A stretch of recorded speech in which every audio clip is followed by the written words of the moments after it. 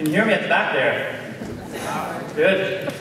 I'd just like to, before I begin, just like to say, have a big round of applause for the lovely ladies in the room. You guys have dressed beyond anything I could have possibly imagined, and I'm pretty sure that's half of the reason why I'm having some atrial fibrillation right now. Okay, so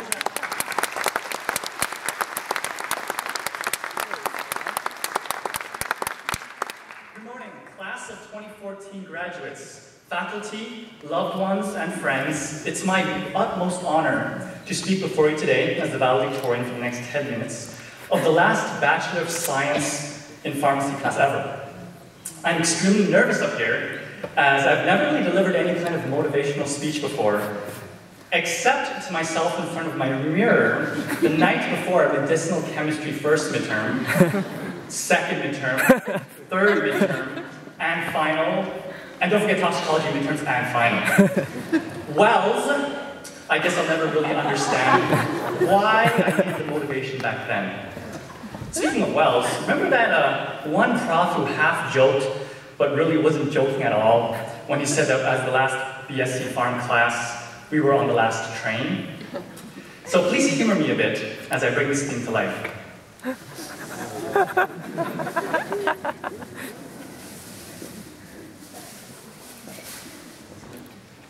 All right. It's a bit of a tight fit. They didn't make an adult size tank. So, this is your train conductor, Kenny speaking, and over the next few minutes, I'll be your guide as we arrive at our destination, the land of the golden pill, where dreams come true and pharmacists are paid a fair and reasonable wage. For everyone currently on board, this is the last train. I repeat, this is the last train leaving the Bachelor of Science in Pharmacy station, after which the rail tracks behind us will be destroyed and replaced with much more expensive entry-level pharmacy tracks, which are prone to be 200% more whiny and 100% more combustible.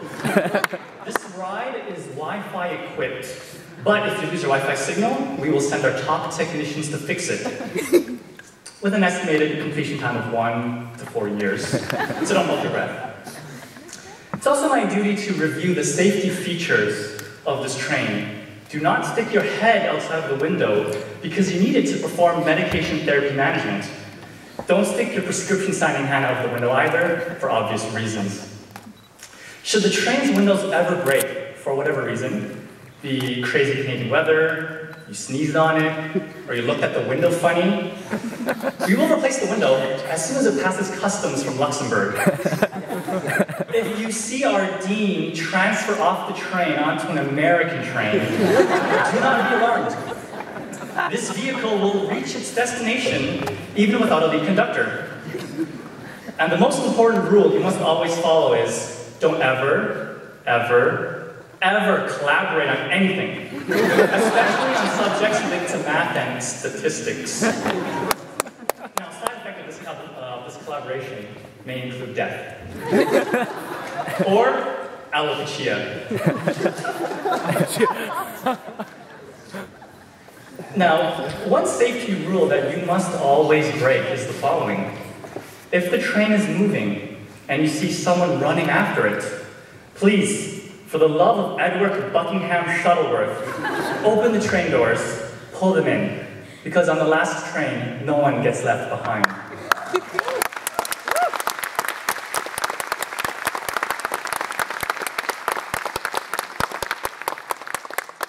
So class, today we'll take a trip down memory lane and remind ourselves of this incredible roller coaster ride that we've been on. We'll live some of the ups, some of the downs, and hopefully come to a stop with no one throwing up over the side. I also want to showcase some of our class's numerous achievements, because we're just so damn talented and good looking. I mean, have you looked at us lately? Matt, Josh, Zengming, Mike, Hero, Scott, you can be my Mr. Pharmacy any day. Now, first year of pharmacy was as bipolar as it could get. The class was split between two states, a manic state, where students with course exemptions barely slept from all of the partying and fun they were having, and a depressed state where students without course exemptions barely slept from all the studying they were doing for phys chem and orgo chem. Now, despite these states, there was so much that brought us together, like Frosh Week, where we got to know each other at lunches, at barbecue, at the beach, and at Wonderland, and really got to know each other at the Tryst nightclub. We were also the first class admitted based on the MMI, multiple mini-interview process. In other words, we weren't just smart, but we could communicate the goodest and the bestest. With over 1,000 applicants for our class, which was the most of recent years, even though we were accepted into a Bachelor of Science program, it was actually harder to get into. Now, during the year, we also won the Doc Kennedy Award during Charity Week for raising the most money. So I guess that makes us the most charitable, and the smartest, and best looking.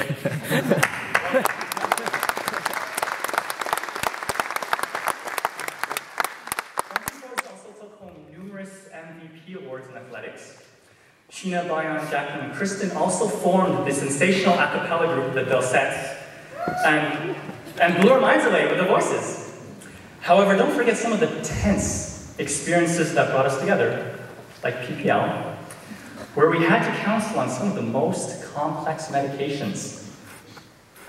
Dihydrogenate, Ventolin inhaler. Shiver just thinking about it. And I'll never forget a certain someone, and I'm going to censor a little bit because I think we have a child in the audience, who boldly asked our anatomy professor, in front of his 240 classmates, I'll use a euphemism, if it was possible to discharge without first raising his structure. And we all know who this is. Hopefully I passed those censors. Good times, just great good times. In second year, we were introduced to the wonders of zinc oxide, powder flowability, GPCRs, accidentally inhaled a lot of acetaminophen powder, and learned what a rectal rocket was. It was one of those awkward years where we didn't really know much about pharmacy, but that didn't stop our friends and family from incessantly asking questions about drugs. What do I know? Now, our 1T4s, Adam, Lindsay, Jackie, and Jess, also won the CAPC compounding competition. Scott and Andrew led the pharmacy choir, and many more 1T4s took home MVPs and awards in athletics. And our 1T4s were the men's volleyball champs.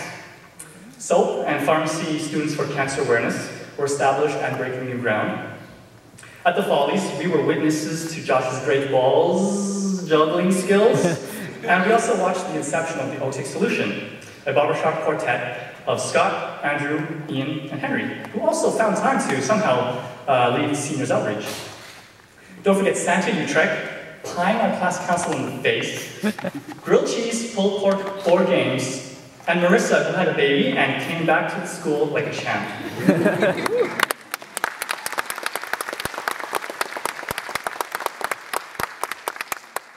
Third year was the doozy. All of the complaining that we did in first and second year about the lack of therapeutics came full circle and kicked us hard in our butts, and that's so.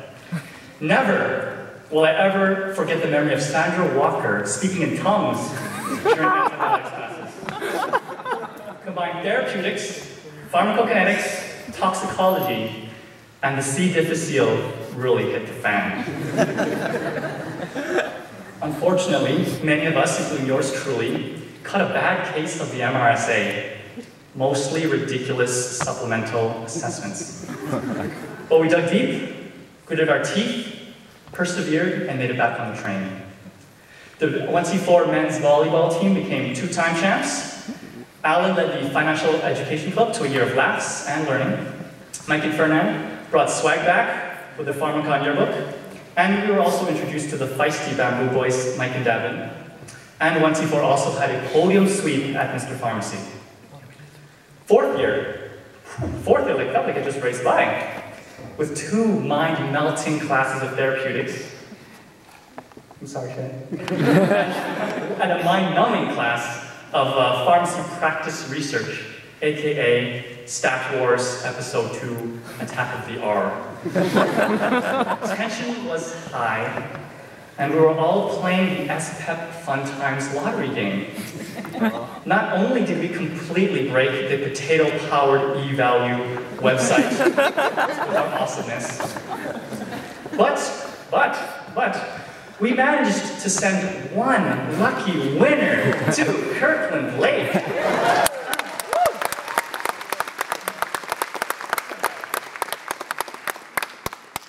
Despite a stressful year of school, SPEP, finding jobs, many students still found time to achieve great things.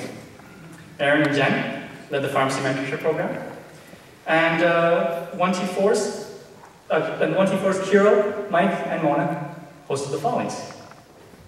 Now, as I conclude, I'd like to extend a few thank yous.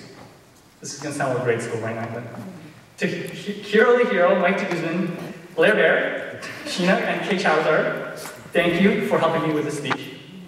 To the class councils, thank you for being the glue that holds this family together. To the faculty, oh, here we go.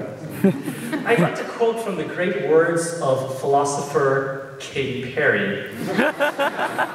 Because you're hot, and then you're cold. You're yes, and then you're no. You're in, and then you're out. You're up, and then you're down. You're wrong when it's right. It's black and it's white.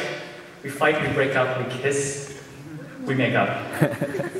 Excluding the kissing part, I'd say that our relationship really has been kind of hot and cold. But to the professors, to the staff, to those in attendance in front of me, who have gone out of their way to really improve and enhance the student experience, thank you for being our champion. To our parents and significant others in the room, we love you. Thank you for putting up for another 4 years of our education, and likely some of our expenses too. Thank you for your patience, your sincere trust that we will make it to the other side of graduation, still mostly sane. To the graduates, please take some time today, now, look towards your loved ones, say thank you, but more importantly, ask them this million-dollar question. Now do you know what a pharmacist does? So here we are, finished 4th year, grad trip, SPEP, PVCs. And we'll be receiving our $60,000 diploma in a matter of a few hours. And if you're like me, you're wondering what the future holds. To be completely honest, I'm scared. I really want to help my patients, but I really, really don't want to end up in the back pages of Pharmacy Connection. Now you might be thinking, what if my parents don't, what if my patients don't like me? My parents love me. Do I know enough? And am I ready for this responsibility? What if I make a mistake? For a new graduate, this can be also very daunting. But if the past 4 years with you has taught me anything, it's that you, class of 2014, you persevere. And you will overcome anything. You've already beaten out at least 75% of your competition just to get into pharmacy. You've conquered mountains of coursework, an entire phone book of medicinal chemistry, sleepless nights, sleepy 9 a.m. days, weeks of exams and midterms without any rest. You've conquered part-time jobs, full-time jobs, and extracurriculars that actually felt like full-time jobs. So what's next? We conquer the world of pharmacy. We win over our patients' hearts. We earn the respect of doctors and of all healthcare providers. We practice to our fullest scope, and we never, ever stop innovating or advocating for better patient care.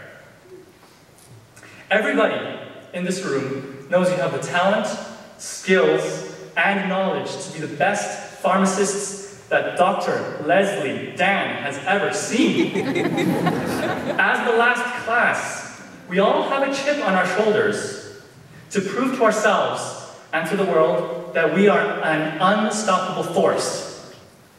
We are the last train, and we're out of here.